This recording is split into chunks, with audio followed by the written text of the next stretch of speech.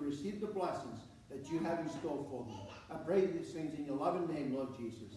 Amen. Amen.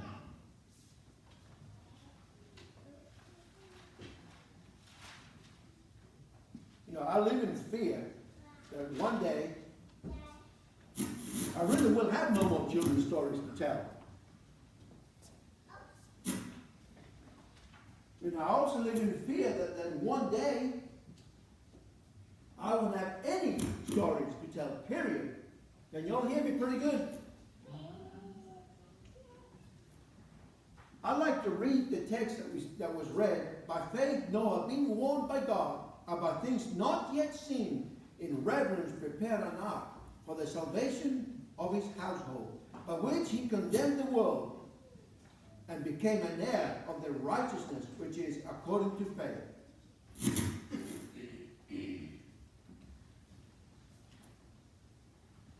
As a child, very young child, I was fascinated by boats. I've always loved boats. And when I was very young, of course too young to build a boat, we would look for a door. We would look at old buildings. And if there was a door in that old building, we would just rip it off. We would just take it home with us. And then for about 3 months, we would collect pieces of cork and nail them to the bottom of the door. See, and there was a challenge going on. Not really who could build the best rafts, because we know we were not building works of art. See, we didn't build this boat for fun. We built this boat or this raft for war. Oh yeah, you heard right. Because not only did we make rafts, we would also make ourselves swords out of a nice stout piece of wood. And the idea was that we would pick up a raft, put it in a huge lagoon which was open to the ocean, but then the opposing rival street or the opposing rival team, they would put theirs on the water too. And we would paddle at fury and collide in the middle. But just before we collided in the middle, we would jump on each other's boat and beat each other to death with those wooden swords. I mean, until there was nobody left in the raft. And if you were the lucky person to be the last one on the raft, you wouldn't be in the raft very long, because the rest of us, or whoever it was, would go under the water and would capsize the raft, and in you would go. I can't tell you how many times I went home with bruises. Boy, we had bruises all over, but boy, were we happy. We were happy. Nobody got seriously hurt. Nobody got seriously upset. And if you did get seriously upset, you would just tell them, hit me more with your stick. So you didn't show it. So anyway, to make a long story short, I love boats. In fact, I loved it so much that when I grew building rafts, I started building myself real boats. Little boats at first. And then as I grew older, I thought, you know, I like to build real big boats. So I'm actually a shipwright by trade. I served a 4-year apprenticeship in a naval shipyard, and I have built or helped to build from small fast patrol boats, fast destroyers, aircraft carriers, including nuclear-powered submarines. So I'm actually a shipwright. And when I was working in the shipyards, I met my wife. And now I knew a little bit about Bible story, but I never actually read the Bible. I'd never even flipped a page in the Bible. And I started reading the Bible, and of course, not too far on into the scriptures, you read about Noah and his boat. And I was fascinated. I thought, man, this guy has it together. Now I can see that. So I was fascinated with the story, not just creation, but also with the story of Noah and his boat.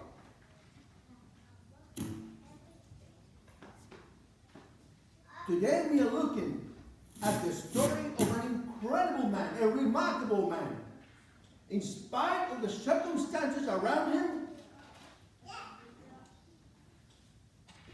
he remained faithful to God. Come with me to meet this man Noah, to Genesis chapter 6. And I'd like to read Genesis chapter 6.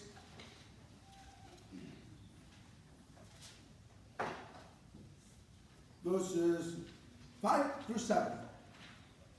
The Lord saw how great man's wickedness on the earth had become, and that every inclination of the thoughts of his heart was only evil all the time. The Lord was grieved that he had made man on the earth, and his heart was filled with pain. So the Lord said, I will wipe mankind, whom I have created, from the face of the earth. Men and animals and creatures that move along the ground, and birds of the air, for I am grieved that I have made them. I want to stop there for a moment. This is not the God that we normally talk about. Normally we say God is good, God is love, but God so loved the world that he gave. But this is how God shows his love, that he died for us while we were yet sinners. So this is completely alien. This is an alien concept for us to imagine that God actually destroyed the earth by drowning. God said, for I am grieved that I have created man. Now I want you to imagine for a moment what drives a God of love to this extreme. To take this extreme action over beings who not too long before, he had stood back and said, it is good. It is all very good. And now we find God is going to destroy the earth and all the people in it. But we look at verse 8.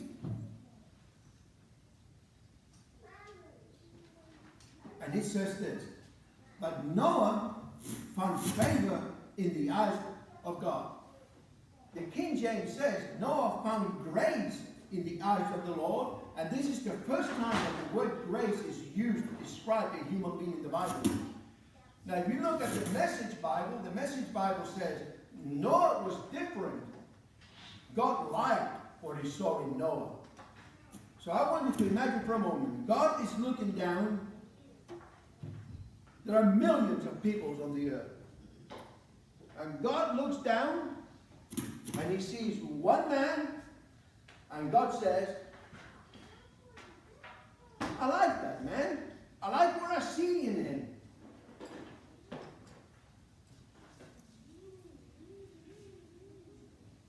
What did God like about Noah? What was different about this man Noah to the rest of the population? Now remember, God is not very happy. So starting in verse 11 through 16, and I'd like to read that for you.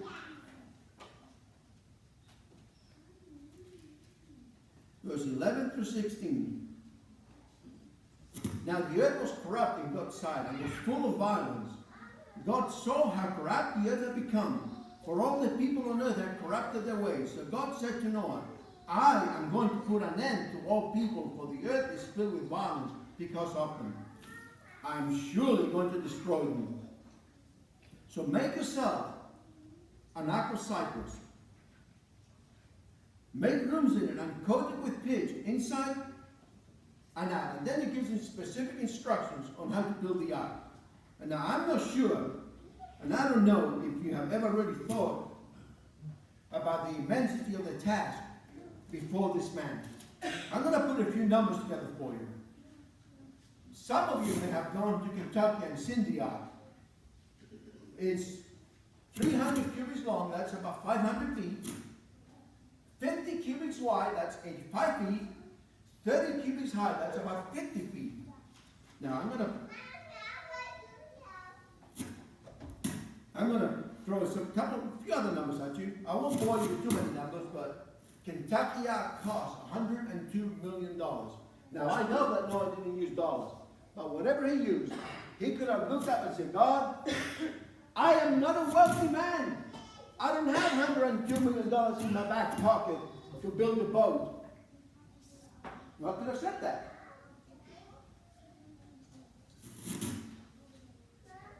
Some translations use the term cypress. Other translations say they're not really too sure what wood is used. It really doesn't matter. Kentucky ark took $3.3 3.3 million board feet of wood. I figured that was about 100,000 square feet of area that was actually getting wet. And now, in the old days, when they built boats out of wood, they were about 9 inches thick, or about as thick as a railroad tie. And if you pick up a railroad tie that's about 9 feet long, about not quite a foot wide, and 9 inches deep, is almost right at 200 pounds. That's pretty big.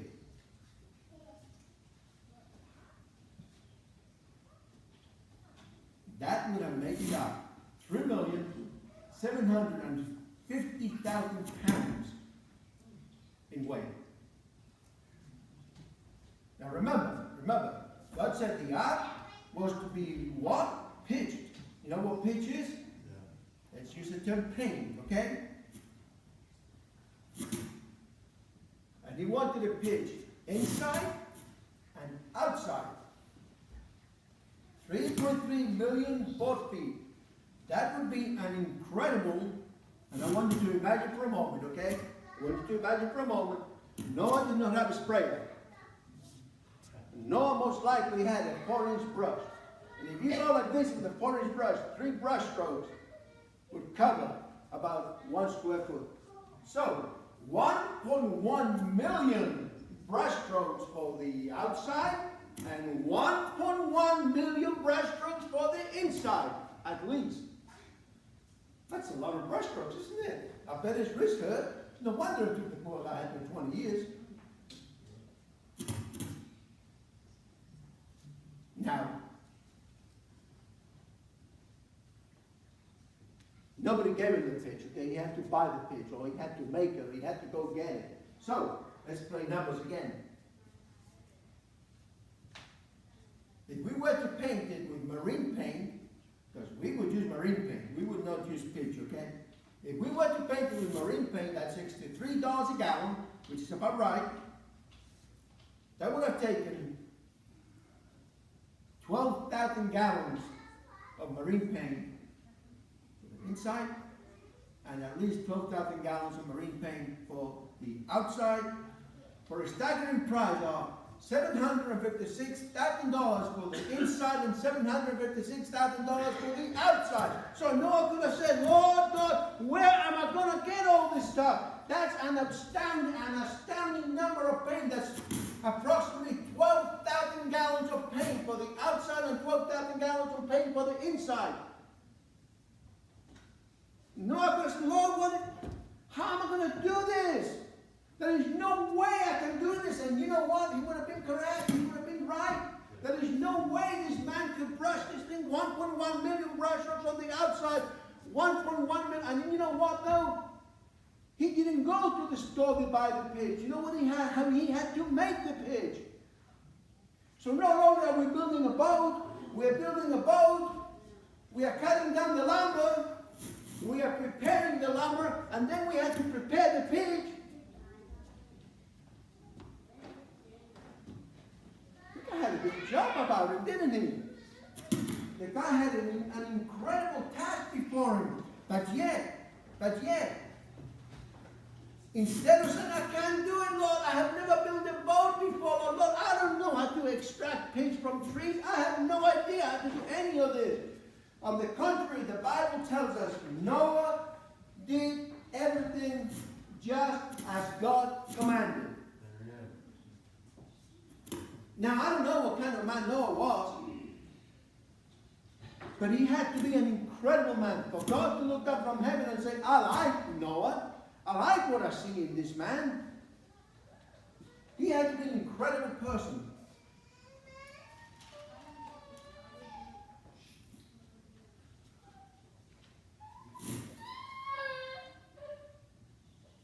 After this introduction, God tells him what happened, was about to happen. We read it.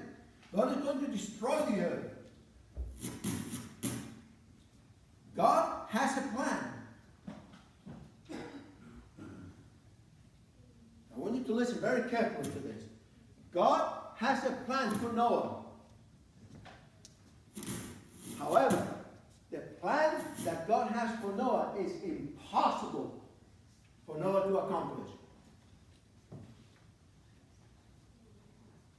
no way this man could build this boat on his own.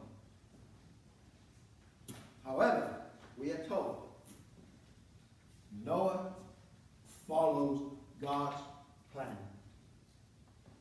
Now, I want you to think for a moment. I want you to transport yourself back to the Hebrew.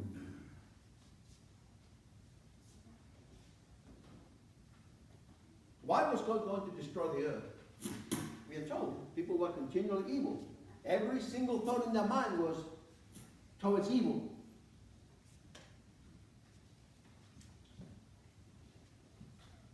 Do you think those people worship?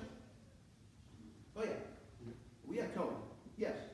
Some of them worship. Some of them even worship the God of heaven. In fact, a lot of them were idolaters. And some of them that worship the God of heaven loved God so much that they made little idols to the God of heaven. See, but the problem is that God had told them, I don't want you to make me idols. See, which brings us to the point, it is not up to us to decide how to worship God. God has already told us the way He wants to be worshipped. We have to worship God the way He wants to be worshipped. Or we're not worshiping God at all. See, as Seventh-day Adventists, we don't keep Sabbath just because Sabbath is the most convenient day of the week. We keep Sabbath because that's the day that God has commanded for us to keep. And now I may be treading on toes here, but if I am, sorry, you'll get over it. And if we substitute what God tells us to do for something else, then we are not following God's plan. There is no way God would have honored this man Noah if Noah said, God, I've got to revise your plan because you obviously don't have no idea how much work lies before me. So I am going to revise your plan, God. And I hope that my plan is good enough for you. Because that's all I can do. No. Repeatedly the scriptures tell us Noah did everything exactly as God commanded.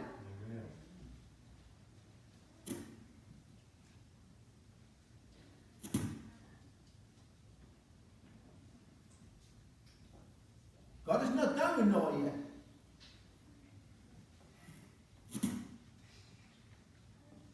Noah, I've got something else I need for you to do. Not only are you going to build the ark, you're going to divide it into rooms. And you're going to go collect animals. You're going to collect 2 of every kind of animal. That's the plan for right now. So Noah starts on this process. Then God changes his mind. Oh, by the way, Noah, I meant to tell you 2 of the unclean, but 7 of the clean. So now the task keeps getting bigger. The task keeps growing. Oh, by the way, not just animals. You got to collect enough food for all of them as well. So the task keeps growing and growing and growing. Noah keeps shrinking and shrinking and shrinking, and the work keeps getting harder and harder and harder. And not one time do we find that Noah complains to God. Instead, we find that Noah did everything exactly how God had commanded. Guys, it just blows my mind. No wonder God looked down and liked what he saw. This man's faith is unshakable. And why is it unshakable? Because the scriptures tell us Noah walked with God. Noah walked with God. What in the world does it mean when it says Noah walked with God? I'll let you all think about that.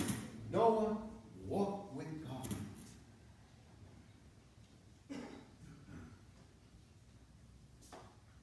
Noah did everything just as God commanded. Now we are told that Noah had his children. Just in case, I want to dispel any notions here, okay? Noah had his children when he was 500 years old. Noah entered the ark when he was 600 years old. Approximately. So that's a span of about 120 years before, okay? So, Noah couldn't get a whole lot of help from his toddlers, okay? Noah didn't get a whole lot of help from his 3 little toddlers. They were just kids. For 120 years, this man is preaching.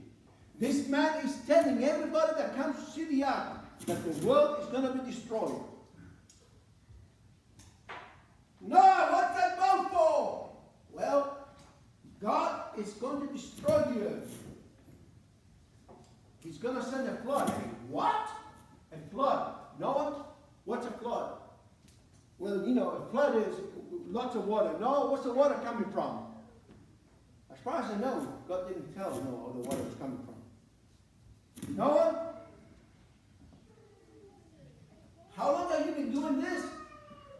Oh, I've been doing this boat for a long time now. Noah? Now you're losing it. You're losing it, Noah. You've been out in the heat too long. Why don't you wear a hat? Don't tell me, Noah, that my religion ain't as good as yours. Don't even go there, because I too worship the God of heaven. So don't even pretend for a minute that your religion is better than mine. But you know, God tells us not to make him idols. No, these are not idols. These are just representations of the God of heaven. So don't go there, Noah. Don't go there. I'm just as good as what you are. Then they were, he's really not a bad old guy, really. He means well. He's just a little nutty, a little batty, but he really means well. He's not a bad old guy, really. He's really pretty harmless. Hey, Noah! Noah! Tell us again, what's going to happen? Well, it's going to rain. Rain? Noah, what is that? Noah, let me tell you, Noah. Noah, I'm sick of talking to you about this nonsense. Let me tell you, okay? The greatest minds on this planet have no idea what you're talking about. Noah, it's never happened before. Nobody has even remotely a clue what you're talking about. No, what's this water coming from? I don't see any big rivers over here, Noah. Noah, did you know? Look, you might be some dry land. The closest water is a long ways away, Noah. Noah, you lost it, Pat. You lost it. Hey, old man! What's up with you? Noah just keeps on nailing. One plank at a time. Noah keeps on nailing. Noah keeps on building. Hey, man! Tell us again, what's going to happen? And I imagine that tirelessly he tells them again what God has told him to tell them. The world is coming to an end. God is going to destroy this planet. He's going to flood it. But you know what? And now this, I really want you to pay attention to this, because this is an extremely important part of this story that is often overlooked.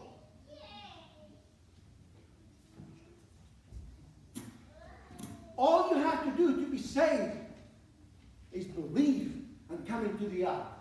Amen. Noah,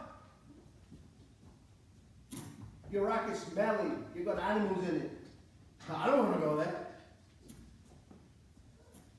Noah, you've got a sanitation problem in your ark. I think I'll stay out here and breathe the fresh air. Oh, by the way, don't you dare rip me off of my animals. Because those are my animals.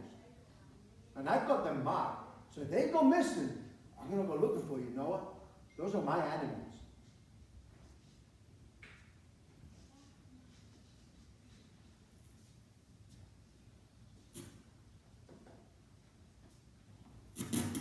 Noah did everything just as God commanded. The Bible says Noah was not only righteous, he was also blameless. But now, let me tell you something. Let me remind you of something very important. Just because you preach the gospel, just because you preach the gospel, just because you tell people of the love of God, just because you tell people repent and be baptized, does not mean to say that they're going to like you. Some of them might hate you for it. What does it say? Noah, by his works, condemned those around him. You know why he condemned them? Because instead of them being drawn by the gospel, they were pushed away further from Christ. Because salvation then and salvation now was still by grace and grace alone. So just because Noah was preaching the gospel, does not necessarily mean to say he was making friends. Noah, I'm tired of you reminding me that my religion ain't good enough. No, we've talked about this before. You're really making me mad now. Noah, I'm obviously not getting through to you. My religion is just as good as yours. What I believe is good enough for God. Well, apparently not. Apparently not. I'd like to remind you again. Noah was 500 years old when he started on the ark. We read about that in chapter 5, verse 32. He was 600 years old when he entered the ark. For 120 years he toiled. For 120 years he preached. And nothing happened. There was no, now I want you to really pay attention to this. For 120 years, there was no visible sign that anything was going to be any different. The days didn't get progressively worse one after the other. For 120 years, there was no sign. There was no verification, if you will, that this man was actually speaking the truth.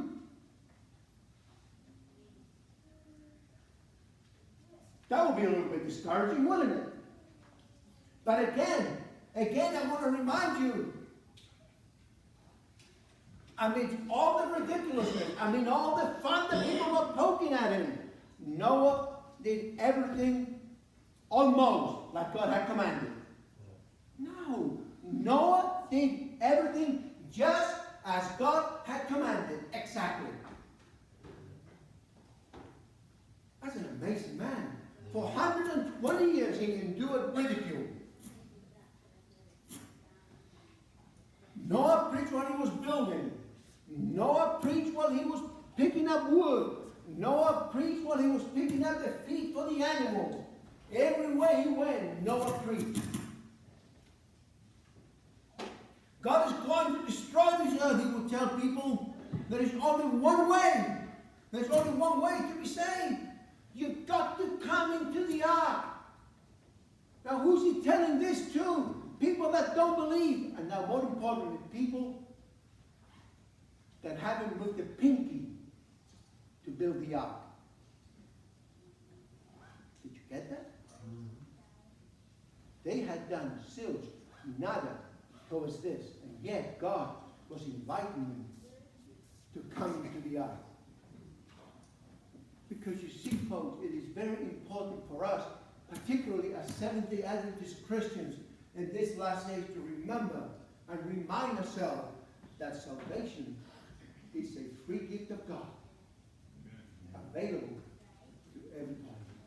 All they have to do is take it. You know, an old friend of mine used to say, you know, the apple tree doesn't give apples because it wants to be an apple tree. The apple tree gives apples because it is an apple tree. Folks, our works, we don't do our works because we want to be Christians. We do our works because we are Christians. Because we are filled with the love of God. And we want to share it. I have news for you. Jesus is coming. There's only one way to be saved. Believe on the Lord Jesus Christ, and you will be saved. Come on board, friends.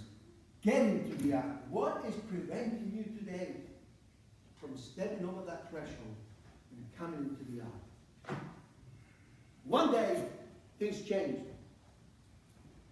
I don't know exactly, but we are told that 7 days 7 days before the flood commenced, things started to change.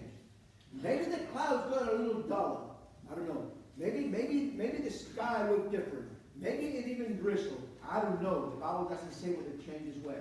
But 7 days prior, things started to change.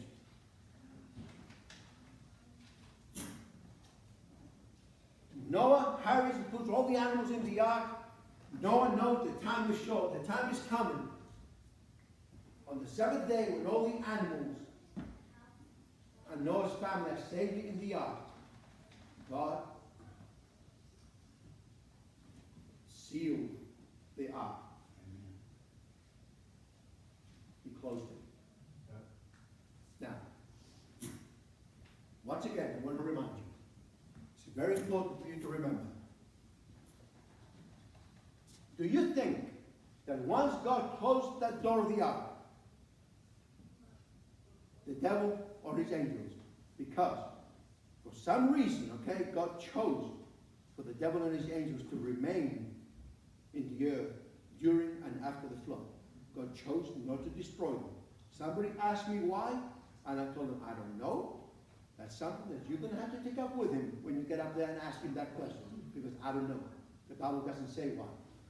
Do you think for a moment that the devil and his angel could have come up under the ark and overturned it just like we did those rafts, and all of those people that are falling into the water and drowned? That's ridiculous to even think that. Of course not.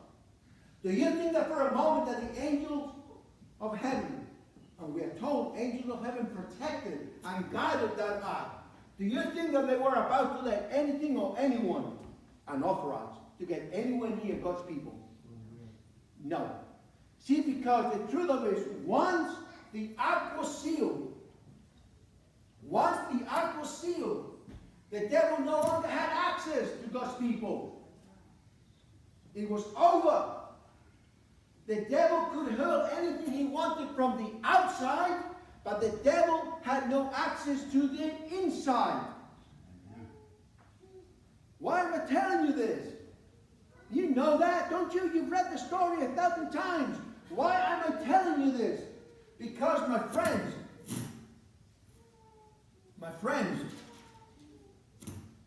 we too live in perilous times. We too believe that the day is coming when God will once again destroy the earth. Except this time it will be the last time. That's the core of our message.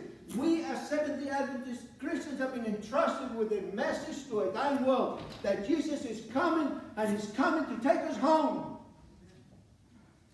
There will be one day, we read about this in Revelation, there's one day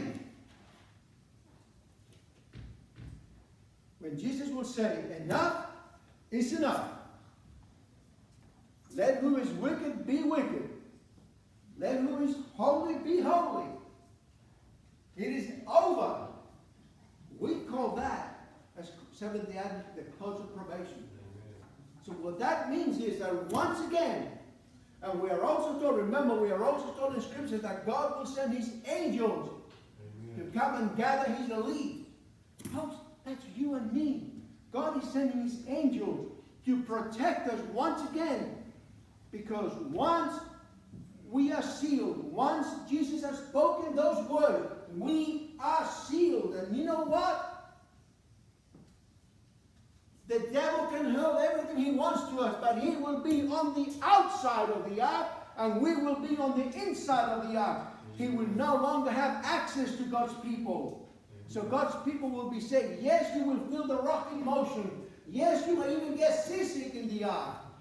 But you are safe and secure in the arms of Jesus because he has sealed you.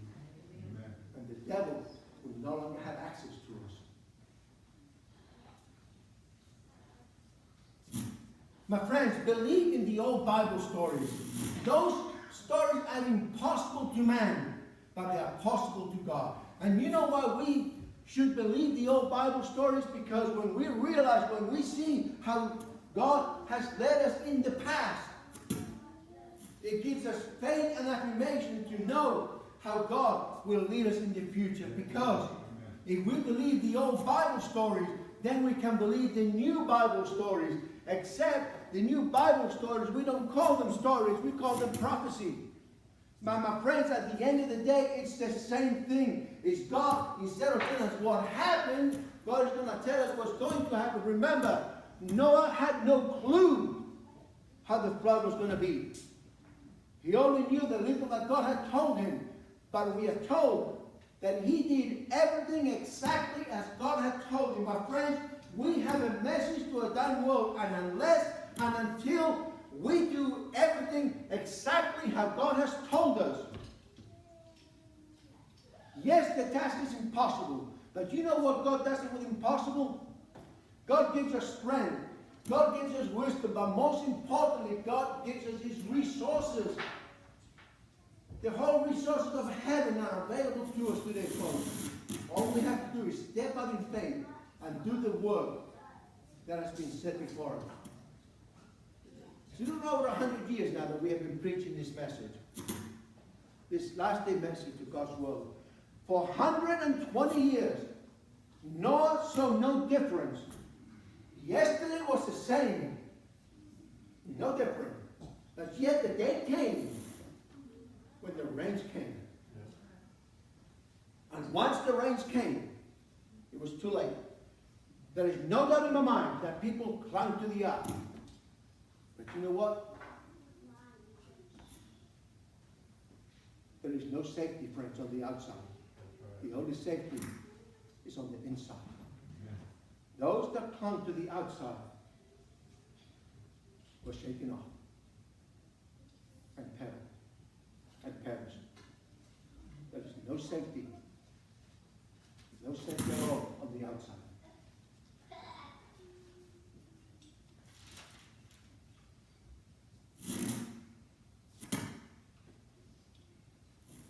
Friends, Matthew 24 tells us, and I'd like to read that for you. Matthew 24, I'd like to open up Matthew 24.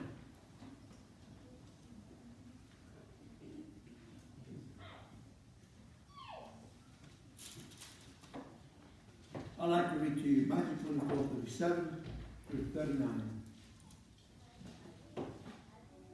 As it was in the days of Noah, so it will be at the coming of the Son of Man. For in the days before the flood, people were eating and drinking, married and given in marriage, up to the day Noah entered the ark. Did you get that? Life was going on just as usual, up to the very day that Noah entered the ark. And they knew nothing about it. And they knew nothing what would happen until the flood came and took them all away. Now, let me ask you a question. What have I just told you? What was Noah doing for 120 years? So how come those people didn't know anything about it? Was Noah talking to the wall? How come those people didn't know anything about it? My friends, because they had closed their hearts to Jesus. When Noah was preaching, they weren't listening. Look, I know it's easy to get discouraged. I know it's easy to say, God, I know you have made us the promise, but I want you to remember, my job is to preach the gospel. His job is to save people. Amen. So all we have to worry about is doing our job. All we have to worry about is building the ark. The rest is up to Him. We have a beautiful message, folks. Let's get it out there. Let's get it out there. Now in closing, God's people are saved by grace. There is no other name under heaven whereby we can be saved. Friends, come into the ark. Salvation is a free gift of God. By grace, through faith. Salvation is already yours. Only you can let it slip through your fingers. Amen.